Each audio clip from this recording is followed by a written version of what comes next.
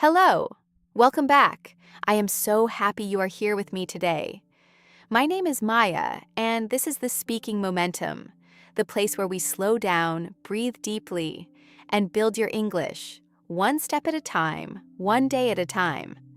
Before we begin, I want you to do something for me right now. Wherever you are, whether you're sitting at your desk, lying in your bed, drinking your morning tea or your morning coffee, walking outside, or sitting quietly somewhere, I want you to take one slow, deep breath with me right now. Breathe in slowly. Hold it for just a moment. And breathe out. Good. That breath you just took, that was the beginning of something important. Today, this audio, this 1 hour you are giving to yourself, this is not just a listening exercise.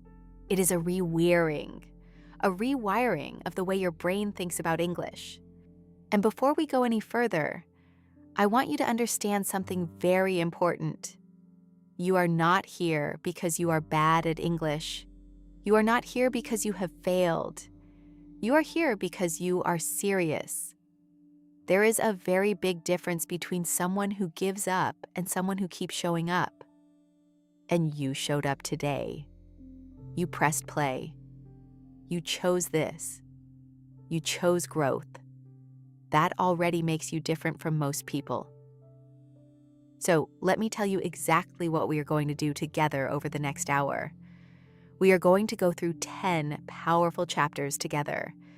Each chapter will teach you something real, something useful, something that will genuinely change how you think about English. Not just how you study it, but how you live it. We are going to speak slowly, clearly, simply. I want every single word to reach you. I want you to feel comfortable, not rushed, not behind. Because simple English, spoken well with warmth and intention, is more powerful than complicated English spoken in a hurry. So do not rush yourself. Do not worry about every single word. Just listen. Just breathe. Just let the language come to you.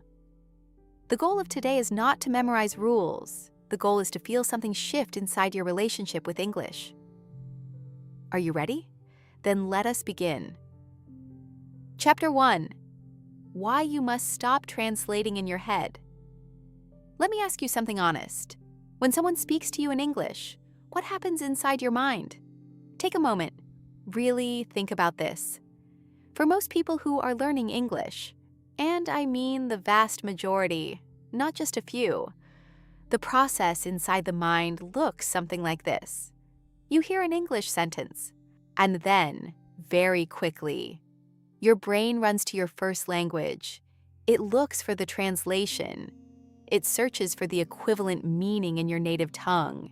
It finds it, and then it sends that meaning back to your brain, now in your own language. Only then do you feel like you understand. And when you want to speak, the process goes the other way. You think of something in your own language first. You translate it into English. You check the grammar in your head quickly. You try to remember the right vocabulary. And then finally, you say it. But by the time you finish all of those steps, the moment has often already passed. The conversation has moved forward. The other person has already said 3 more things, and you feel left behind, frustrated, a little embarrassed. Does that sound familiar?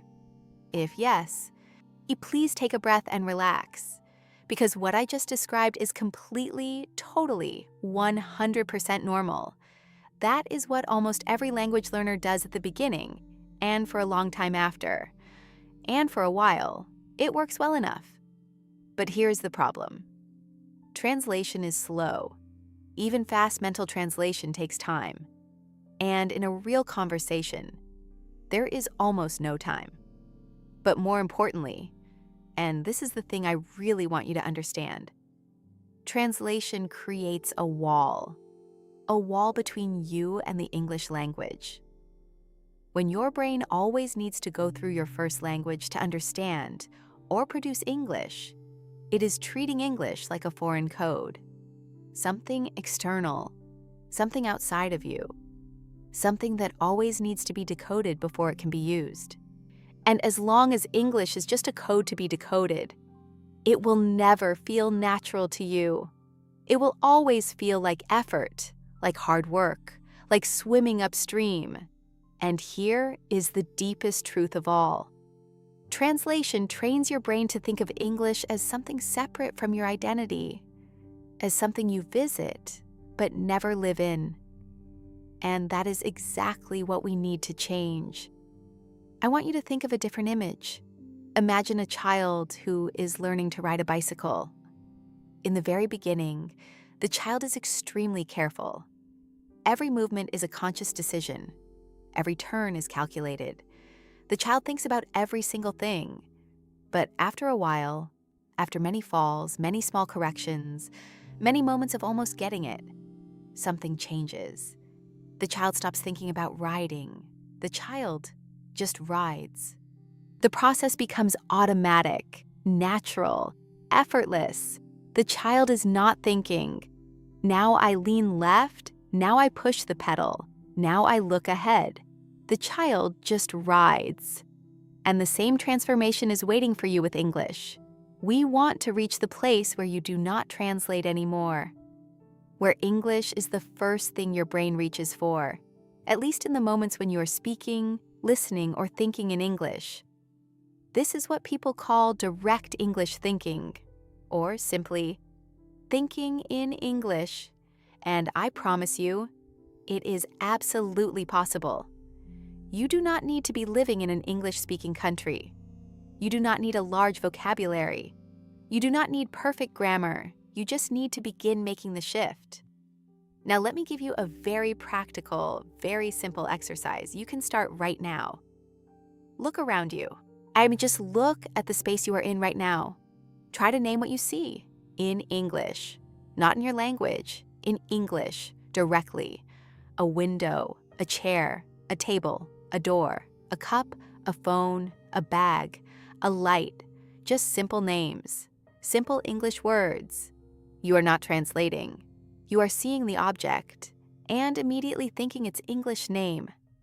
Do this every single day, in every room you go into, in every place you visit. When you wake up and look at your bedroom, name what you see. In English.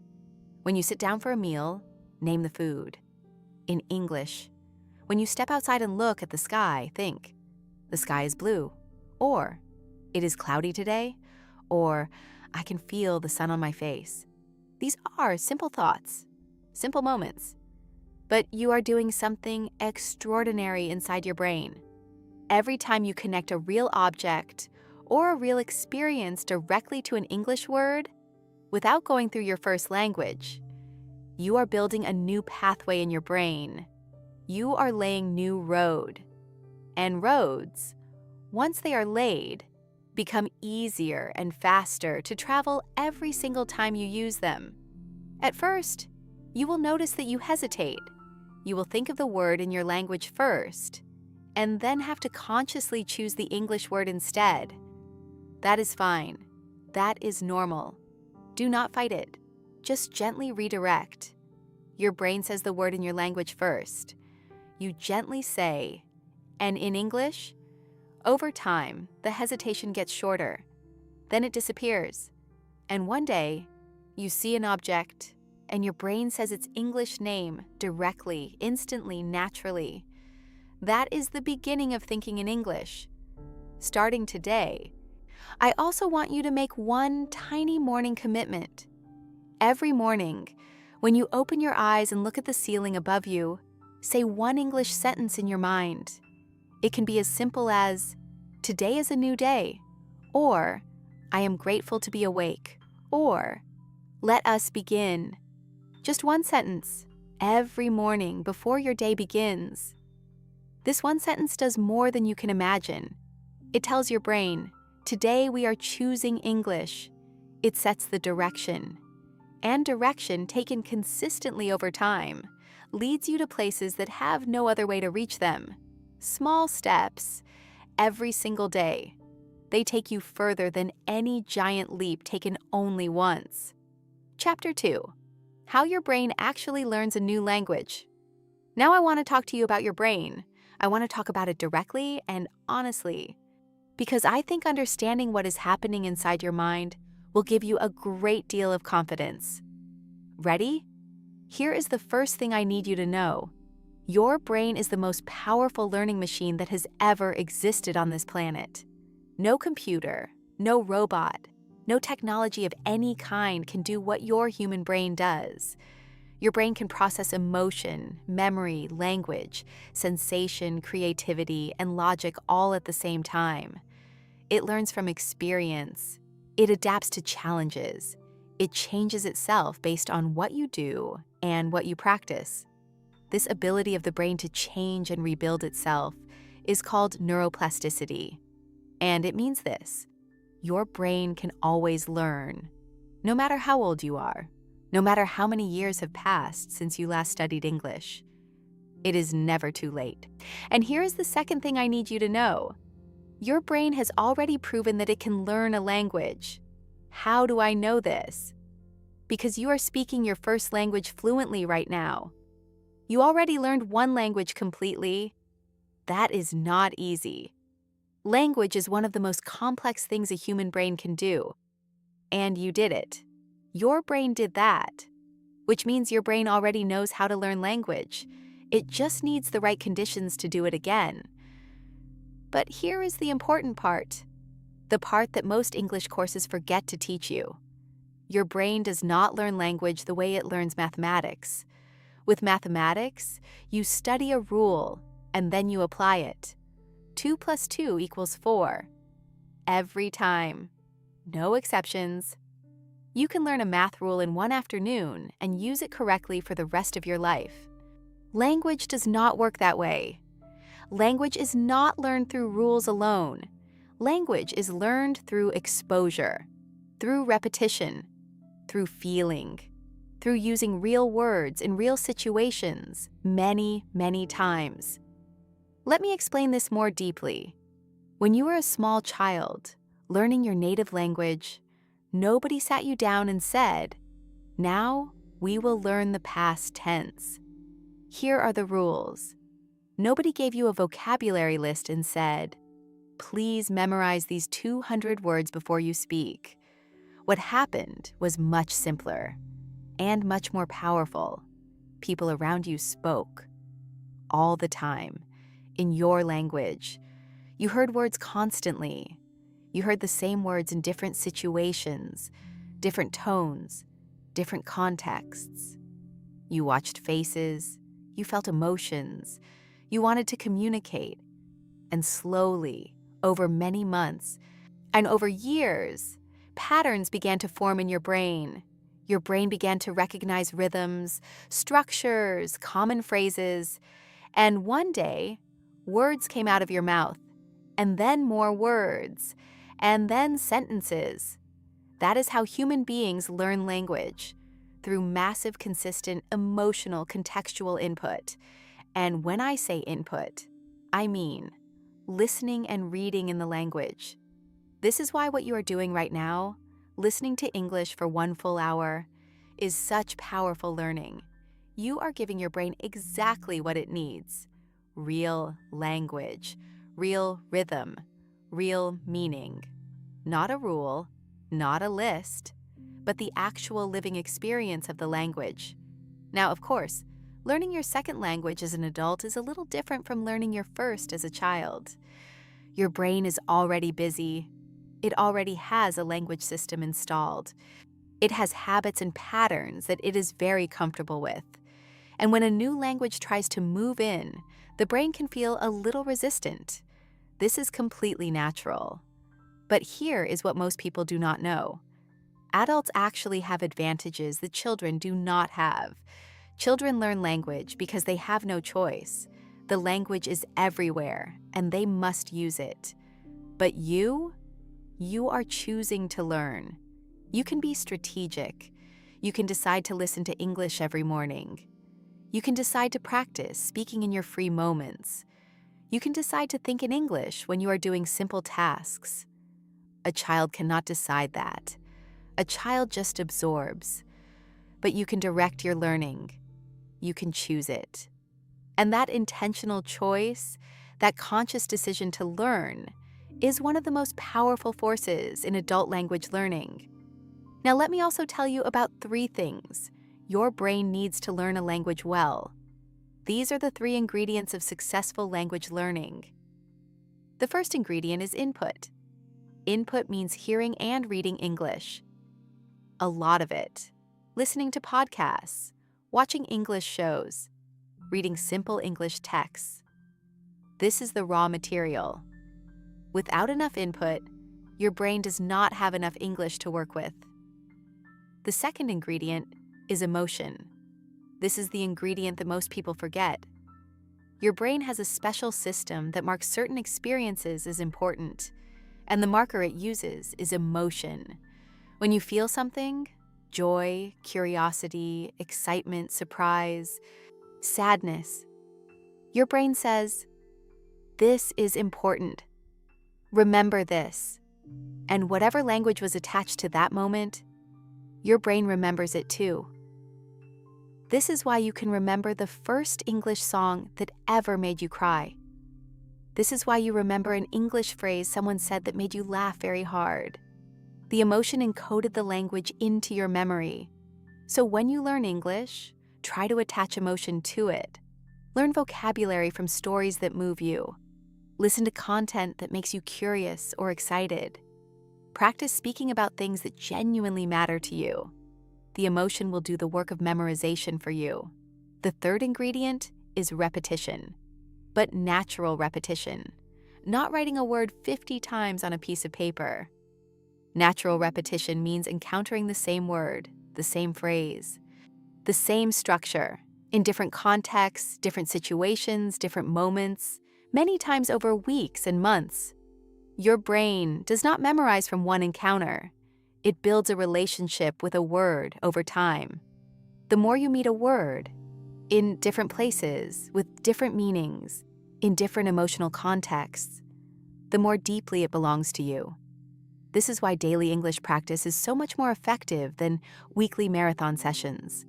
Every day, a little, rather than once a week, a lot. Daily practice means daily encounters with the same patterns, and those daily encounters build the relationship that makes fluency possible. Trust this process. It works. It has always worked, and it is working for you right now, in this very moment, as you listen. And Chapter 3, The Power of English Thinking Habits. In the last chapter, we talked about how your brain learns language. We talked about input, emotion, and repetition. Now I want to talk about something that brings all of those things together. Habits. Because everything we are building, all of the English thinking, the daily practice, the confidence, the fluency, all of it is built on habits. So let me ask you, what is a habit exactly? A habit is something you do without deciding to do it, without willpower, without motivation. You just do it. You brush your teeth every morning. You do not lie in bed thinking, should I brush my teeth today? Should I not? You just do it, automatically. You lock your front door when you leave. You do not stand outside consciously deciding. Your hand just moves.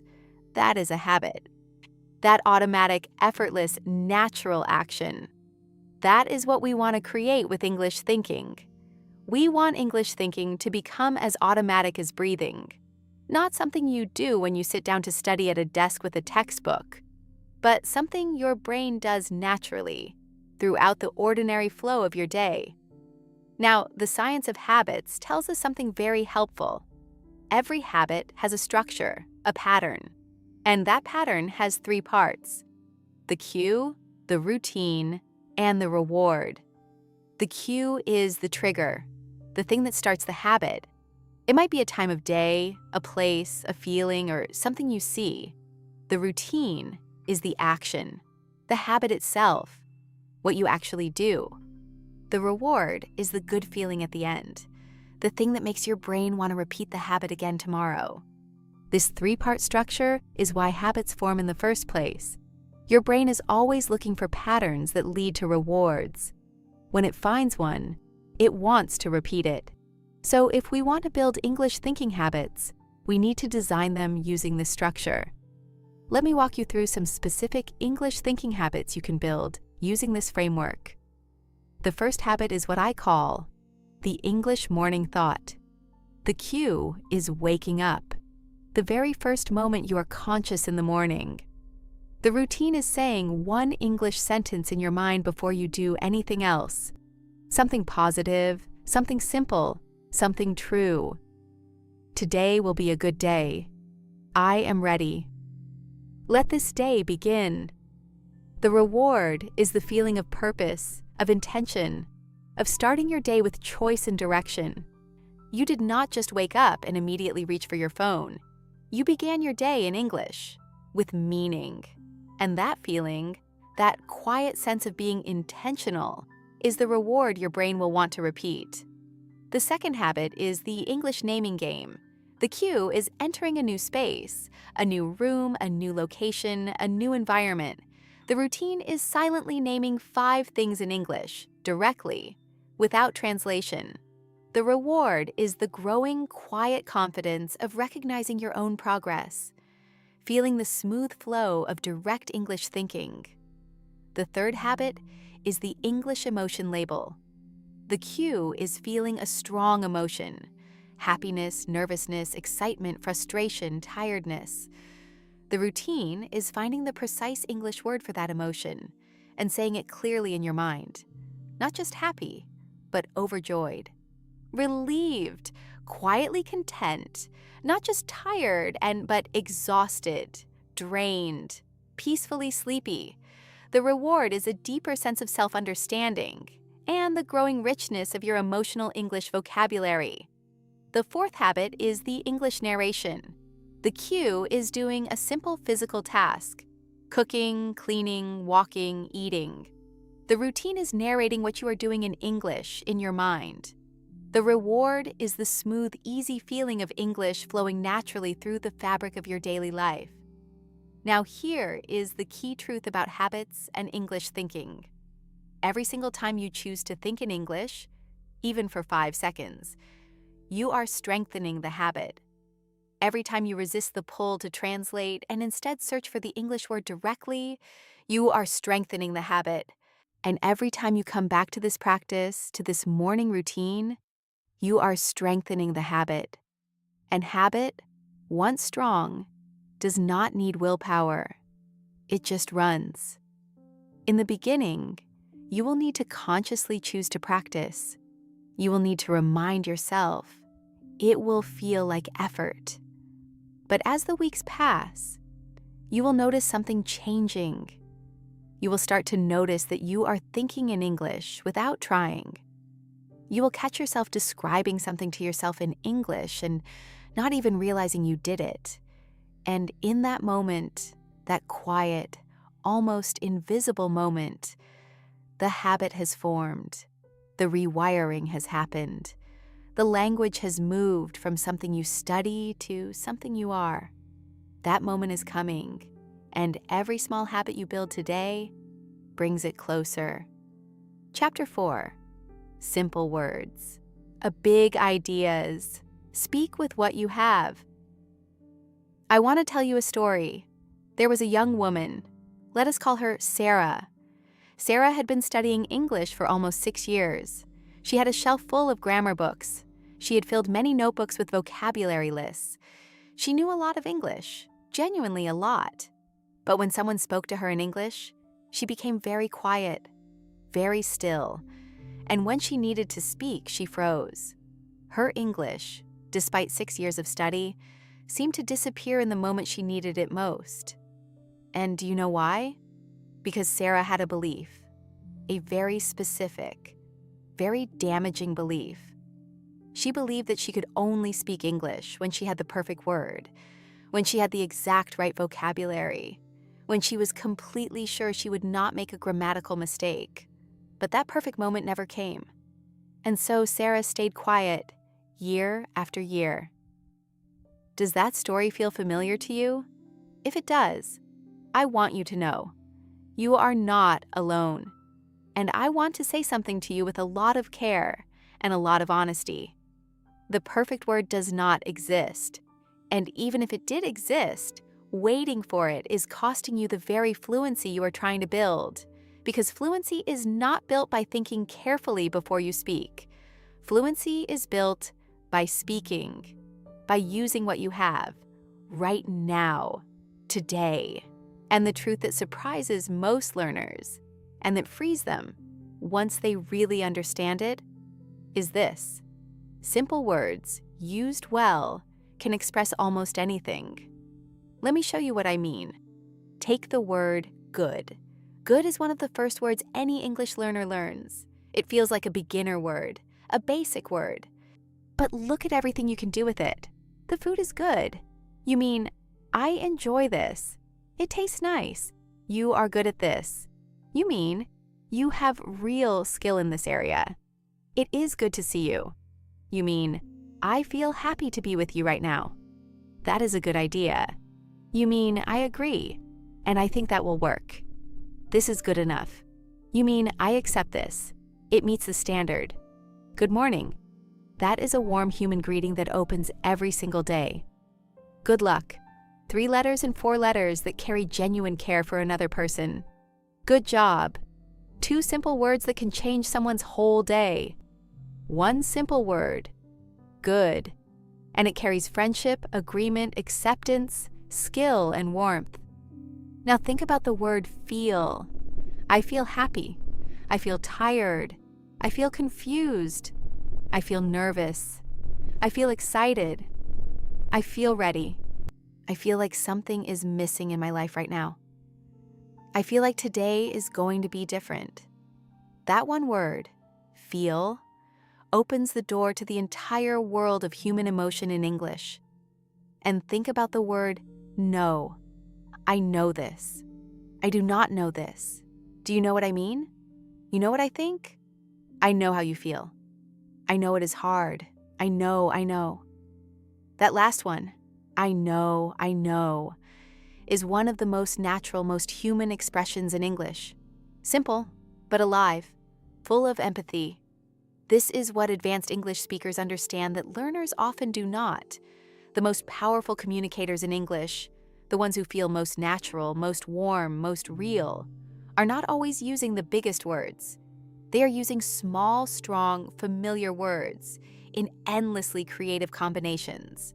They are saying, that makes sense, and meaning, I understand you completely. They are saying, I hear you, and meaning, I feel your experience alongside you. They are saying, fair enough, and meaning, I accept your position even though I am not completely satisfied with it. Small words, rich meaning. So I want you to make a change in how you think about your English vocabulary. Stop thinking, I need more words before I can speak. Start thinking, let me do more with the words I already have. Here is a beautiful practice. Pick one small English word, a word you already know well, and spend 5 minutes finding every possible use for it. The word maybe. Maybe I will go. Maybe I will not. Maybe it is better this way. Maybe not. I do not know. Maybe. Maybe you are right. Maybe I was wrong. Maybe it will turn out fine. Maybe. Or the word just. I just arrived. I just want to say something. It is just a small thing. Just wait a moment. Just listen. Just breathe. Just be here. I just need 1 more minute. That is just not true. Just tell me what happened. It is just the way it is. 1 simple word, so many lives. And here is 1 more powerful thing I want to teach you today. When you do not know a word, do not stop talking. Go around it. Describe what you mean using words you already know. This skill, going around a word you do not know, is called circumlocution. It is one of the most valuable communication skills in any language. For example, imagine you cannot remember the word umbrella. You can say, It is the thing you hold over your head when it is raining. It is round and it opens and closes. It keeps you dry. The person you are speaking to will understand you immediately. And maybe they will even give you the word, "Oh, you mean an umbrella?" And now you have the word. You found it through communication itself. Or imagine you cannot remember the word refrigerator. You say, "The big cold machine in the kitchen." You put food inside to keep it fresh. Done. Communication has happened. You were understood. And that, being understood, is the entire goal. I want you to remember this forever. Communication is the goal, not perfection. When you speak English, your job is not to be perfect. Your job is to be understood. And understood you can be with simple words, a willing attitude, and the courage to try. Chapter 5, The Morning Mindset. Starting your day in English, the morning is a very special time. I want you to understand something about your brain in the morning that most people never think about. Researchers who study the human brain tell us that in the first 30 to 60 minutes after you wake up, your brain is in a particularly open and receptive state. The part of your brain that is critical, defensive, and analytical, the part that often resists new things, is still quiet in the early morning. Your mind is soft, open, impressionable, like fresh soil that has just been watered. What you plant in that soil in the morning grows throughout the day, and what you feed your brain in those first waking minutes sets a direction for everything that follows. Think about this from your own experience. When you wake up and the very first thing you encounter is something stressful, bad news, an anxious message, and a difficult problem, how does your day tend to feel? Heavy, tight, off from the very beginning. But when you wake up slowly, peacefully, with something that feels warm and good, your day tends to carry that energy with it. This is not just a feeling. This is how your brain actually works. The morning state shapes the day. And this means that your English learning has a very special opportunity every single morning. If you choose to give your brain English as one of its first experiences of the day, that English will stay with you. It will be present in your mind during your commute. It will come back to you when you are making your breakfast. It will move through the background of your day like a gentle, steady current. So let me walk you through what a powerful English morning routine can look like. And I want to say this before we begin. Please do not try to do everything I describe all at once. Choose one thing, maybe two. Do them consistently for 2 weeks. Then add one more thing. Building slowly is how habits are built without burning out or giving up. The first element is what I call the English wake-up thought. The moment you are awake, before you reach for your phone, before you get out of bed, before anything else, you say one English sentence in your mind. Just one. Simple and positive. Today, I am going to be present. I am grateful for this morning. I have everything I need to begin. This takes 3 seconds. But those 3 seconds tell your brain something very important. They say, today we are choosing English. Today has direction. The second element is the English mirror moment. When you go to the bathroom in the morning, when you look at yourself in the mirror, say something to yourself, out loud or silently, in English. Good morning. You are ready for today. Let us make today a good day. Take it one step at a time. You can do this. I know this can feel strange the first few times, and that is perfectly okay. The strangest things become the most beloved routines when you give them time. The third element is the English narration. While you are getting ready, brushing your teeth, washing your face, choosing your clothes, making your food, narrate the actions in English in your mind. I am washing my face. The water is cold this morning. That feels good. I am slowly waking up. I am making tea. I will let it sit for a few minutes. I like it strong with a little milk. I am choosing my clothes for today. I think I will wear something comfortable. Today will be a long day. These are not complicated sentences, but you are doing something enormously powerful.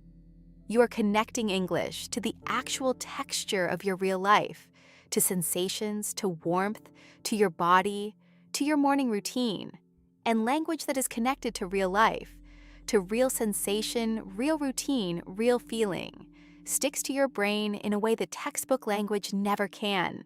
The fourth element is the English intention. Before you leave your home or begin the work of your day, set one English intention. Not a vague wish, a specific, small, real intention. Today, I will think in English for 5 minutes while I walk. Today, I will try to describe one new thing in English that I have never described before. Today, I will learn the English word for one thing in my day that I do not yet know how to say. One intention. Specific, realistic, achievable. This is not overwhelming. This is focused. And a focused brain learns faster than any other kind of brain. Now let me also address something directly. Some of you are listening to this in the morning. That is perfect. But some of you may be listening in the afternoon, or in the evening, or during a break at work. That is absolutely fine. The morning routine I just described, you can use it at whatever time of day you are in right now. The time matters less than the intention behind it. What matters is this: you are choosing to make English a living, breathing part of your daily life, not just a subject, not just something you study when you happen to have time, but a way of thinking, a way of being in the world, a language that is becoming yours, truly, deeply, personally yours. Chapter 6. How to think in English during daily activities. We spend most of our day doing ordinary, everyday things: cooking, commuting, walking, waiting, eating, cleaning, exercising. These moments feel small, unremarkable. But for someone building a new language in their mind, these moments are absolutely gold. They are hidden practice opportunities that exist all around you, every single day. The beautiful thing is that using these moments for English thinking requires no extra time. You are already doing these things. You are just going to add English to them. Let me take you through several everyday activities and show you in detail how to layer English thinking into each one. Cooking food. When you are in the kitchen, your mind is usually focused on the process, on the steps, on the ingredients, on the timing. Now, simply add English to that mental process. Let me check if the water is boiling yet. I need to cut the vegetables into small pieces. I should add a little less oil this time. This smells wonderful. I think it is almost ready. I forgot to add the spice. Let me add it now before it is too late. Do you see how natural that is? These are not grammar exercises. These are real thoughts about a real activity, expressed in English. And in the process, you are practicing vocabulary: boiling, cut, pieces, vegetables, spice. You are practicing present tense and simple past. I need, I should, I forgot. You are practicing connected thinking, the ability to move from one thought to the next in English, and the way a real speaker does. And you are doing it all while cooking your dinner, walking or commuting. When you are outside, walking to a shop, traveling to work, moving through a city or a neighborhood, your eyes are full of things to describe. The street is busy this morning. There are a lot of people moving quickly. That tree is beautiful. I like the way the light comes through the leaves. This neighborhood has changed a lot. There are many new buildings now. I wonder where that person is going. They look like they are in a hurry. The air feels cool today. Maybe it will rain later this afternoon. This practice trains your eyes to see the world in English. And over time, You will find that when you look at something and want to describe it, your first instinct is the English description. Waiting. We all wait. For the bus, for food to be prepared, for a meeting to begin, for someone to arrive, and most people use this waiting time to look at their phones. I want to offer you something different. Use this waiting time to think in English about your day. What happened this morning? I woke up a little late. I had a quick breakfast. I rushed to leave the house, but I still arrived on time. What do I need to do this afternoon? I need to answer 2 messages. I need to prepare something for tomorrow. I should also call my sister. I have not spoken to her in a few days. What am I feeling right now? I feel a little tired, but also ready. I am glad this day has started. You are practicing past tense, reviewing what happened. You are practicing future planning, looking ahead. You are practicing emotional English, checking in with yourself, and all in the moments that most people waste. Exercising. If you walk, run, or do any kind of exercise, that time is rich with opportunity. If you go for a walk, listen to English audio, a podcast, an interview, an audiobook at a comfortable level. Let English be the soundtrack of your movement. Or let your mind wander and produce English thoughts freely, without pressure. Think about what you see. Think about how your body feels.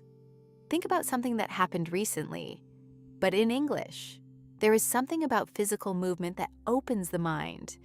Have you ever noticed that some of your best ideas come when you are walking? That is because movement loosens the brain. It lets thoughts flow more freely. So walk and think in English. Let the language move with your body. The bedroom, before and after sleep. The few minutes before you fall asleep and the few minutes after you wake up are some of the most neurologically powerful moments of your day. Your brain is in a slow, drifting state. It is particularly receptive to language in those quiet moments. Some learners listen to very slow, soft English audio just before they sleep, not to study, not to focus intensely, just to hear the rhythm of the language as they drift into rest. Others spend 2 minutes thinking in English before they close their eyes, just letting English thoughts float through their mind, without effort, without structure. I had a good day today. I feel peaceful. Tomorrow I will try again. Try it. You might be surprised by how deeply the language settles when you meet it in those quiet, soft moments at the edges of sleep. The larger point I want you to take from this chapter is this: language is not a subject. Language is a way of experiencing life, and every moment of your life is a moment you can choose to experience and express in English. You do not need more hours in your day. You need to use the hours you already have with greater intention. Chapter 7. Emotional English.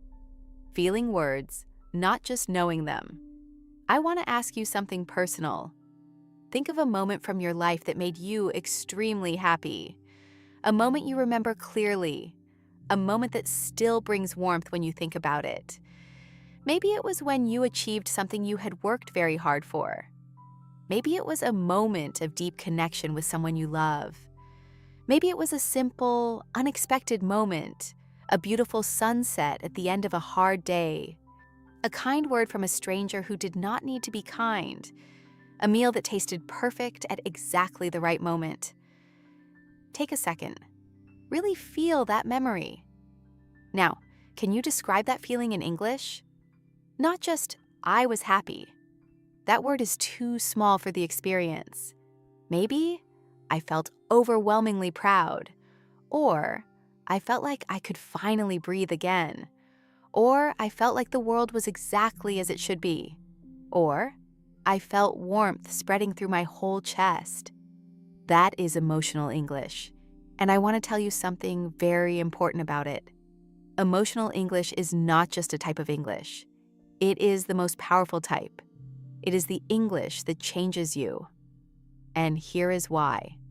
The human brain has a system, a very deep, very ancient system for deciding what to remember and what to forget.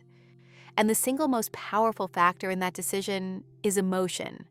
When something carries feeling, when it connects to joy, fear, wonder, grief, love, embarrassment, awe, the brain marks it as important. It says, keep this, remember this matters.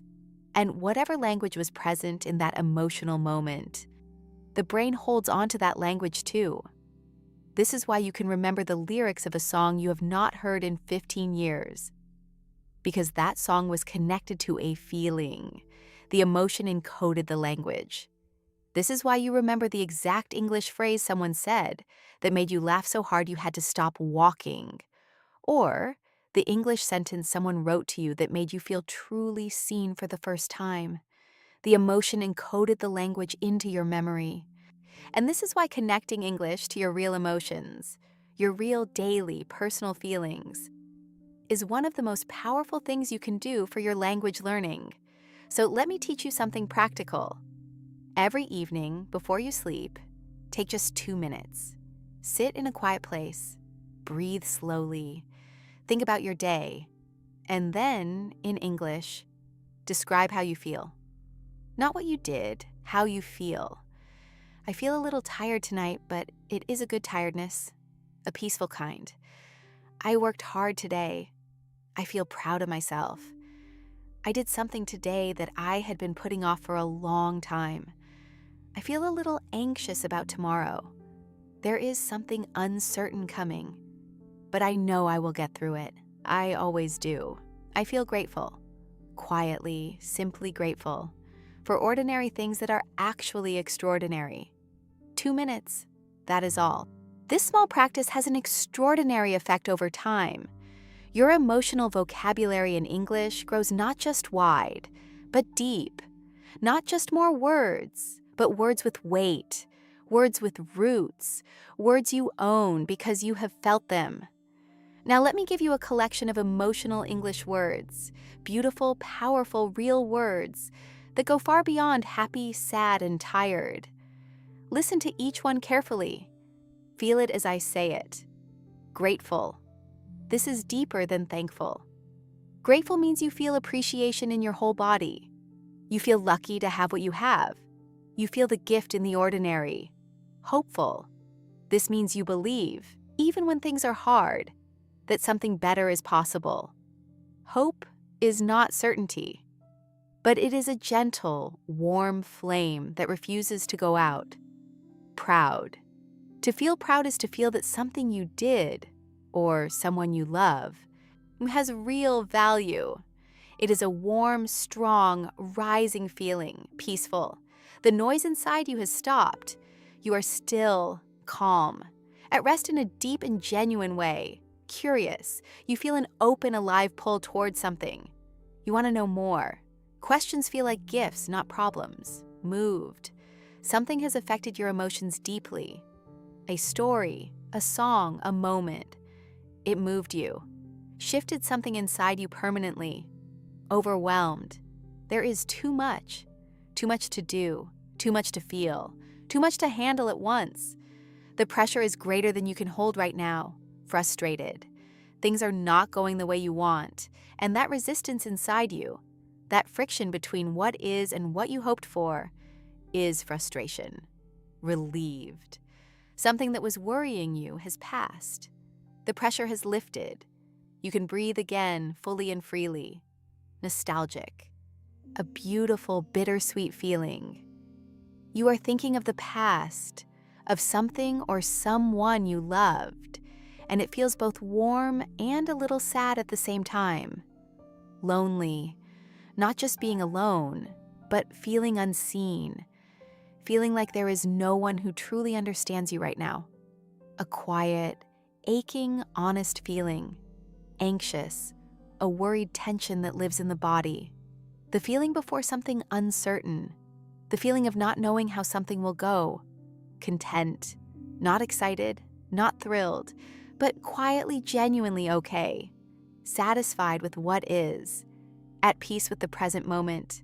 a very gentle, very real kind of happiness.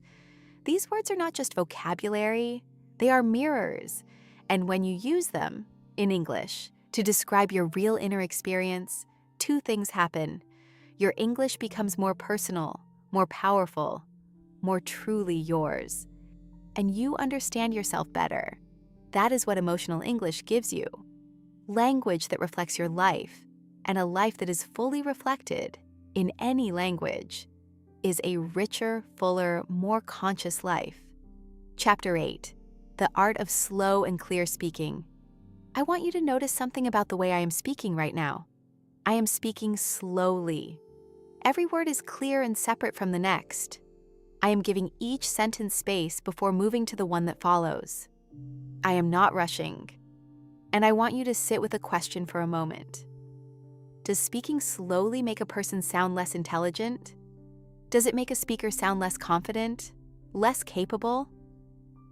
Or does slow, clear, intentional speaking carry a kind of authority, a kind of presence, a kind of respect for the listener and for the words themselves? I believe, and the evidence strongly supports this, that speaking slowly and clearly is one of the most powerful things any speaker can do, in any language. Some of the most respected and deeply admired voices in the world speak slowly. They pause between ideas. They trust the space between their words. They are not in a hurry. And when you listen to them, you feel something very particular.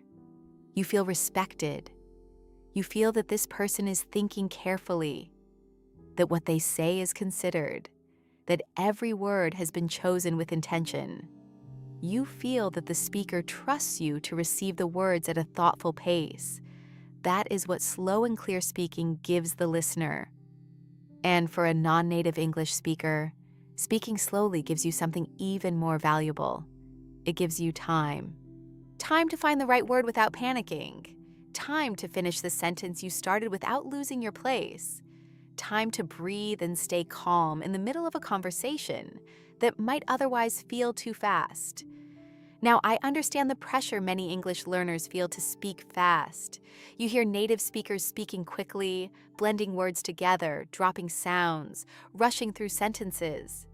And somewhere inside you, a voice says, I must sound like that to be accepted, to be good enough, to be real. But I want to offer you a different perspective. Fast speech is not always the most effective speech. Even among native English speakers, in business, in medicine, in education, in leadership, the most effective communicators are almost always the ones who speak most clearly, not most quickly. And in international settings, where people from many language backgrounds are communicating together, clear, measured speech is far more powerful than fast, blurred, unclear speech. So give yourself full permission to speak slowly, not because your English is limited, but because you value being understood, because you respect the person you are speaking to enough to give them clear language, because you know that in speech, as in so many things, quality is more important than speed. Now let me give you 5 specific and practical techniques that will help you speak more slowly, more clearly, and more confidently in English. Technique 1. The power of the pause. Most people try to fill every moment of silence when they speak. They are afraid of the gap, the empty space. They rush to fill it with words, any words, before someone else can speak, or before the silence becomes uncomfortable. But pauses, intentional, confident pauses, do something very powerful. They tell the listener, what comes next is important. They give your listener time to absorb what you just said. They give you time to think clearly about what you are going to say next.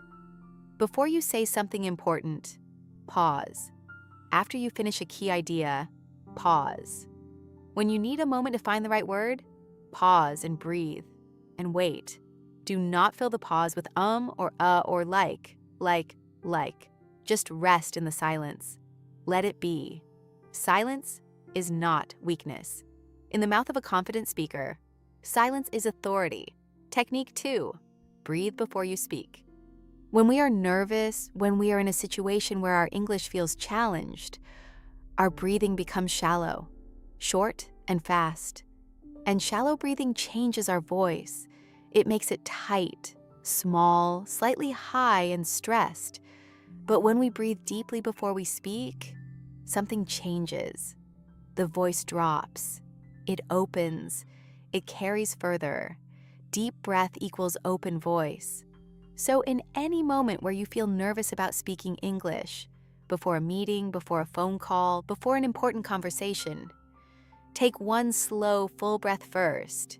You will feel the difference immediately, and the person you are speaking to will hear the difference too. Technique 3. Finish every sentence. Many learners, when they are unsure of a word or unsure of the grammar, stop in the middle of a sentence. They leave it unfinished, hanging in the air. And this actually creates more confusion and more discomfort than finishing the sentence imperfectly would have. Even if you have to use a simpler word, even if the grammar is not exactly right, finish the sentence. The listener will follow you. They will feel your intention. They will understand your meaning. And finishing the sentence, even imperfectly, is a statement of confidence. It says, I started this, and I am going to reach the end, even if the path is a little rough. That kind of courage is what fluency is built on. Technique 4. Use your full voice. When people are nervous or uncertain, they often speak quietly, almost too quietly to hear easily. And then the listener says, Sorry, can you say that again? And the speaker, already nervous, becomes more nervous. The quiet voice and the request to repeat create a cycle of anxiety that is hard to break. Break that cycle by choosing to speak with your full voice, not aggressively loud, not uncomfortable, but present, alive, audible. A voice that fills the space it is in. Your words deserve to be heard fully.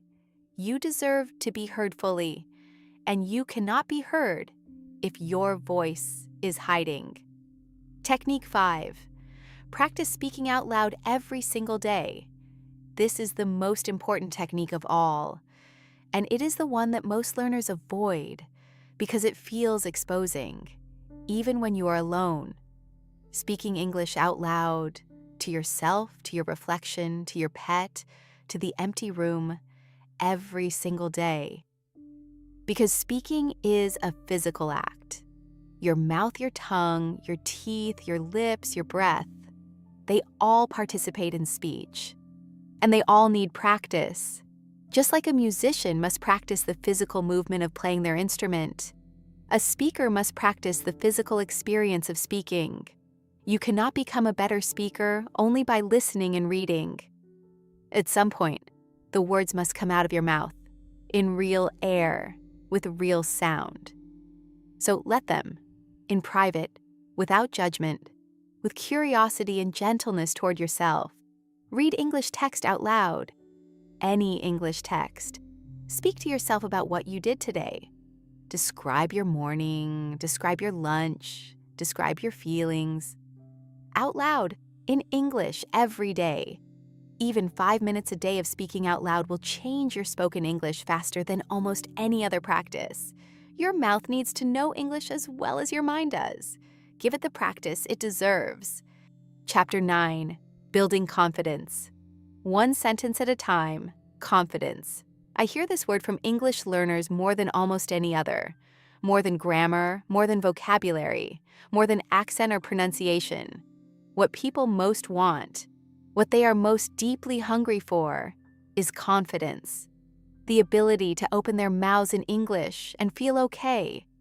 To feel that they have something to say, that they can say it, that it will be understood, that they will not be judged or dismissed.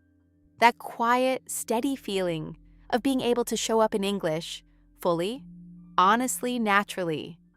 That is what so many people want. And here is what I want to tell you today. You can have it. Absolutely, genuinely, fully, you can have it. But confidence does not arrive one day, like a gift someone leaves at your door. Confidence is not given to you. Confidence is built by you, through your choices, through your actions, through what you decide to do even when it feels uncomfortable and uncertain. Confidence is the result of courage exercised over time, and it grows one sentence at a time. Let me explain what I mean by that. Think of confidence like a muscle. A muscle that has not been used is weak, small. It cannot carry much weight. But a muscle that is exercised regularly, even a little, even gently, grows stronger. And as it grows stronger, the things that once felt difficult start to feel manageable. The things that once felt impossible start to feel possible. The things that once felt frightening start to feel familiar. That is exactly what happens with English-speaking confidence. Every time you choose to speak in English, even when it is hard, even when you are not sure of the words, you are exercising the muscle. Every time you ask a question in English instead of staying silent, muscle. Every time you describe something in English instead of switching to your native language, muscle. Every time you finish a sentence you started, even if the ending is imperfect, muscle. The muscle grows. Now here is the most important thing. Confident people are not people without fear. Confident people are people who feel the fear and speak anyway. They are not waiting until they are no longer scared. They are not waiting for perfection or certainty or the right moment. They are acting in the presence of the fear. And each time they do that, the fear loses a little of its power. The muscle wins a little more, until one day, not immediately, not overnight, but one day, you speak in English and you notice that the fear is very small, almost quiet, almost manageable. Not gone, maybe, but not in control anymore. You are in control now. That is confidence.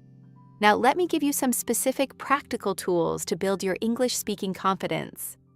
The first tool is anchor sentences. Anchor sentences are a small set of English phrases, maybe 5 to 10, that you know so completely they feel absolutely natural to you.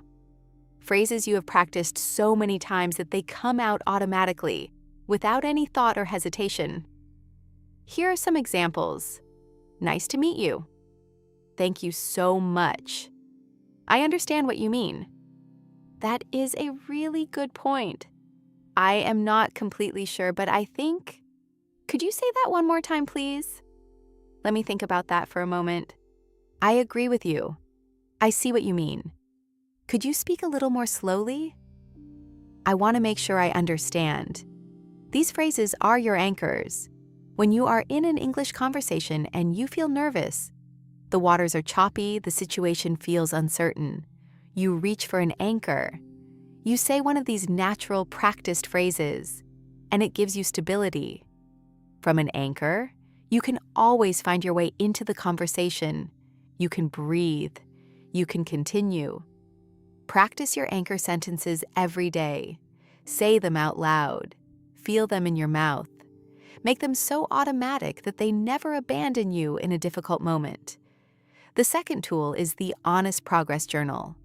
Not a diary where you simply write about your day. A simple record where you note your real English progress. One sentence per day is enough. Today I understood a joke in English for the first time and it made me laugh. Today I said something in English without translating first. Today I had a small conversation in English and I felt okay, more than okay. Today I found the English word for a feeling I have never expressed in English before. These entries are evidence. Evidence that you are improving. And your brain needs that evidence.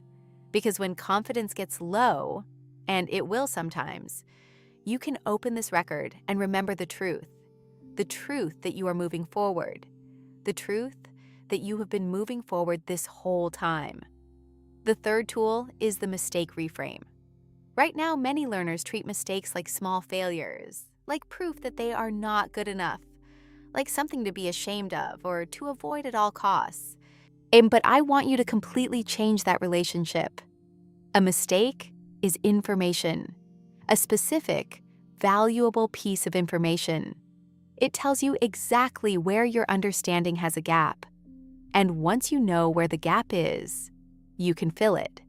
The learner who makes mistakes freely and learns from them grows faster than the learner who is too cautious to ever try something imperfect. Slow, careful, perfection-seeking learners rarely speak. Brave, imperfect, curious learners always improve. So when you make a mistake in English, and you will, and that is completely and totally fine, do not shrink. Do not apologize for existing. Take a breath, correct yourself if you can, and continue. The mistake did not break you, it built you. The fourth tool is your English reason. Everyone who is learning English has a reason, a deep and personal, real reason.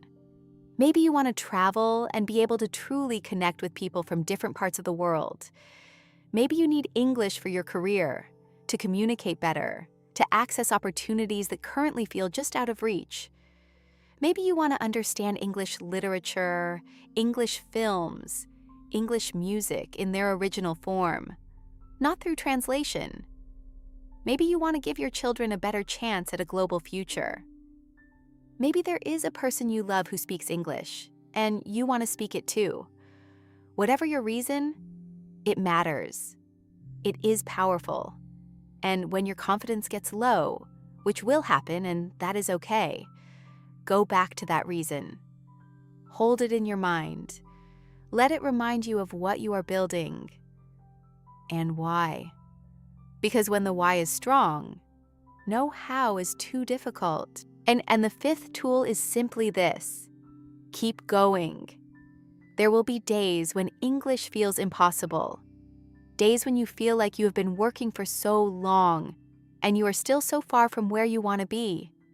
Those days are real. Those feelings are real. But they are not permanent, and they are not the truth about your ability. The truth is that every day you show up and choose English, you are ahead. Every day you listen, every day you try, every day you practice for even 5 minutes, you are ahead. The finish line is not a test score or a grade or a certificate on a wall. The finish line is the day when English feels like yours. When you stop thinking about whether you can do it and just do it, that day is coming for you. I promise you. Keep going. Chapter 10. Your daily English rewiring routine. We have come a long, beautiful way together in this 1 hour. 10 chapters. 10 real, honest, warm conversations about English thinking. And now, in this final chapter, I want to bring everything together into something you can actually use. A complete, practical, daily English rewiring routine. Something you can start today, not next week. Not when things feel calmer or easier. Not when you have more time. Today. Because the truth is, the perfect time is never coming. Life is always busy. There are always reasons to wait. The only thing that changes your English is starting, now, with what you have, and coming back tomorrow. So, let me give you the routine, and I want you to notice how gentle and manageable it is. This is not a schedule for someone with 3 free hours every day. This is a routine for real people, and with real responsibilities, in real, ordinary, busy lives. Morning, 5 to 10 minutes. The moment you wake up, before anything else, say your English morning thought. 1 sentence. Simple, true. Yours. Today is a new day. I choose English. Then, while you are getting ready, while you are in the bathroom, while you are making food, while you are preparing for your day, narrate silently in English. What are you doing? What do you see? What do you feel? In English. That is the morning. 5 to 10 minutes. No books, no grammar exercises. Just you, living your morning in English. During the day, in the small moments. Every time you have a free minute, Waiting, walking, sitting quietly. Use it for English thinking. Look around and describe what you see. Think about what you are feeling. Plan your next hour in English. These are not scheduled. They are spontaneous. They happen whenever the space appears, and they happen more and more as the habit grows stronger. Your dedicated English session, 15 to 20 minutes. Once a day, give yourself a proper English input session. Listen to something you enjoy in English. A podcast, a short audio story, a TED Talk, an English radio program. English news at a level that feels comfortable. This is not studying. This is listening. Let the language flow into you without pressure. You do not need to understand every word. You do not need to write down vocabulary lists. Just listen. Just let English be a pleasant, regular, nourishing presence in your day. On some days, you will be energized and you will understand almost everything. On other days, you will be tired and the English will feel a little harder. Both are fine. Both are valuable. Both are progress. The listening is building your brain, whether you feel it or not. Evening, 5 minutes. Before you sleep, sit quietly for just 5 minutes. Think about your day. And then, in English, do 2 things. First, name one moment from your day that stood out, something that happened. In English. This morning I had a difficult meeting. It was stressful, but I stayed calm and I am proud of how I handled it. Or today I saw something beautiful, the light coming through my window in the late afternoon. It made me feel still. Second, describe how you feel right now, at the end of this day, in English. I feel tired, but it is a good, earned tired. I gave today what I had, and I feel a little anxious about tomorrow, but I will rest now and face tomorrow with a fresh mind. I feel grateful, quietly, simply, honestly grateful. 5 minutes. 2 things. In English, and you close your day with English. And as you sleep, your brain processes what you experienced.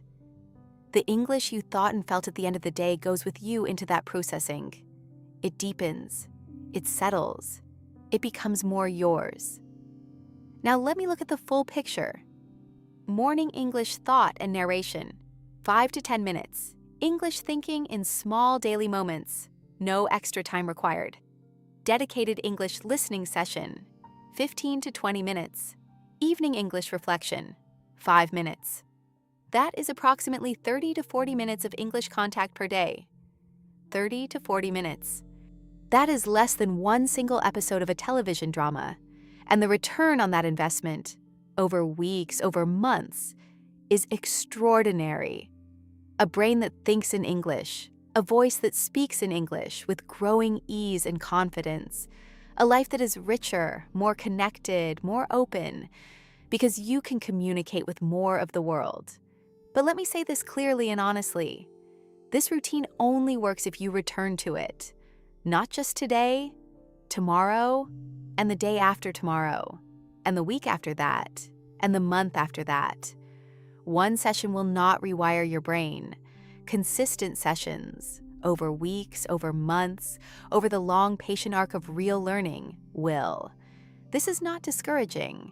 This is the most hopeful news in the world, because it means the power is entirely in your hands. You do not need expensive courses. You do not need a private teacher in every moment. You need yourself, your intention, your daily commitment. You need to show up. And you already know how to do that. You did it today. You showed up for 1 full hour. You gave this time to yourself. And that is everything. That is the foundation. Come back tomorrow. Come back the day after. Let each day build quietly and steadily on the last. Let the habit grow into something strong and natural and automatic. And one morning, I cannot tell you exactly when, but one morning you will wake up and your first thought will come to you in English. Not your language first, then English. English first, natural, easy, yours. And in that quiet, ordinary morning moment, you will know the rewiring is complete.